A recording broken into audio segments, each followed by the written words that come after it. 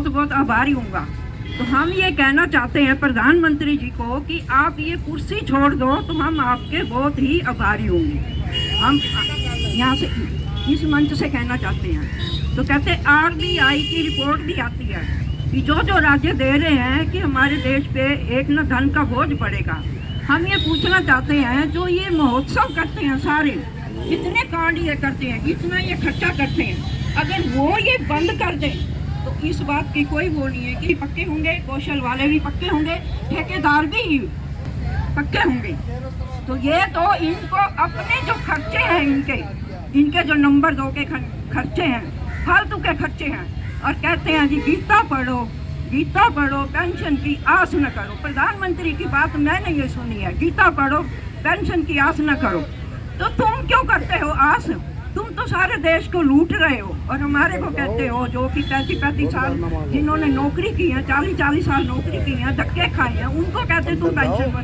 और तुम सारा देश को लूट रहे हो, खा रहे हो। तुम क्यों नहीं वो करते?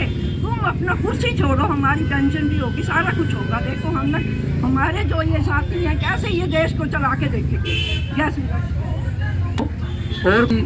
और कोई साथी इस पर बात करना चाहता हूँ। अपने भाग सिंह जी ब्लॉक प्रधान ये साथी भी चलो यहाँ पहुँचे, साथी का भी धन्यवाद। और इस प्रस्ताव पर अपनी बहस भी रखेंगे भाग सिंह जी।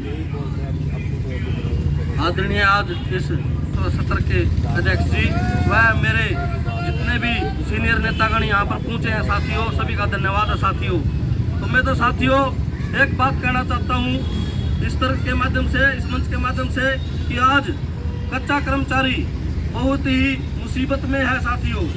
कभी उनकी तनख्वाह नहीं टाइम पे आती, तनख्वाह भी साथियों मामूली सी है, और खर्चे बढ़ते ही साथियों शपथ लेते ही इनकी पेंशन भी शुरू हो जाए साथियों और तनख्वाह भी शुरू हो जाए साथियों। 2-3 लाख रुपए इनकी तनख्वाह साथियों और खर्चे बहुत है साथियों। ये इतने खर्चे करते हैं, कम से कम 20-30 लाख रुपए महीना हमारा एक MLA विधायक पड़ता है साथियों।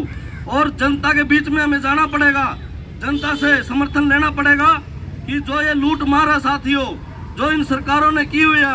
आज हमारे बच्चे BTech, M.Tech, PhD करे हुए साथियों धक्के खाते फिरते हैं साथियों, और उनको कौशल रोजगार ऐसा रोजगार बढ़ा दिया इन्होंने कि आने वाले समय में पक्की भर्ती बिल्कुल नहीं होगी साथियों।